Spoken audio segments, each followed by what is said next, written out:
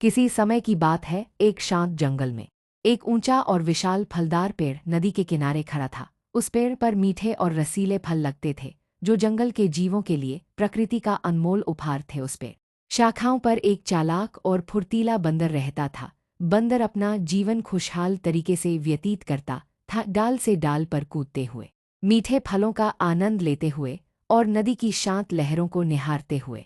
उसी नदी में एक मगरमच्छ रहता था, जो अपनी ताकत और बड़े आकार के कारण डरावना दिखता था। एक दिन बंदर ने देखा कि मगरमच्छ नदी किनारे आराम कर रहा था और भूखा लग रहा था। बंदर को उस पर दया आई और उसने पेड़ से कुछ मीठे फल तोड़कर मगरमच्छ की ओर फेंक दिए। मगरमच्छ ने फलों को चखा और पाया कि वे बेहद स्वादिष्ट हैं। उसने बंदर का धन्यवाद किया और उस दिन से उनकी दोस्ती शुरू हो गई। हर दिन बंदर मगरमच्छ को फल देता और मगरमच्छ अपनी पानी की दुनिया की कहानियां सुनाता। धीरे धीरे उनकी दोस्ती गहरी होती गई। मगरमच्छ बंदर की उदारता और बुद्धिमानी की प्रशंसा करता था, जबकि बंदर मगरमच्छ की ताकत और वफादारी पर भरोसा करता था। लेकिन एक दिन मगरमच्छ ने अपने नए दोस्त की कहानियां अपनी पत्नी को सुनाईं। मगरमच्छ की पत्नी बंदर की अच्छाई और स्वादिष्ट फलों को सुनकर जलन महसूस करने लगी। उसने अपने पति से मांग की कि वह बंदर का दिल लाए, यह सोचकर कि उसका दिल भी उतना ही स्वादिष्ट होगा जितना वह फल खाता है। मगरमच्छ अपनी पत्नी की इच्छा और अपने दोस्त के प्रति वफादारी के बीच उलझा हुआ। अंततः अपनी पत्नी की योजना मानने के लिए तैयार हो गया। अगले दिन मगरमच्छ ने बंदर से मुलाकात की और उसे अपने घर आने का निमंत्रण दिया।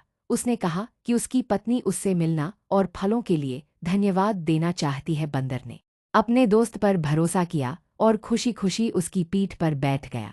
जैसे ही वे नदी पार कर रहे थे, मगरमच्छ अपने अपराध बोध को छिपा नहीं सका और उसने अपनी पत्नी की सच्ची मंशा का खुलासा कर दिया। उसने बताया कि उसकी पत्नी बंदर का दिल चाहती है और उसे उसके पास ले जाना चाहता है। बंदर यह सुनकर हैरान रह गया, लेकिन उसने अपनी बुद्धिमानी से स्थिति को संभाला। उसने कहा, अरे मित्र, तुमने पहले क्यों नहीं बताया? मैं खुशी खुशी तुम्हारी पत्नी को अपना दिल देता, लेकिन मैंने अपना दिल अपने पेड़ पर छोड़ दिया है। हम बंदर अपना दिल अपने साथ लेकर नहीं चलते।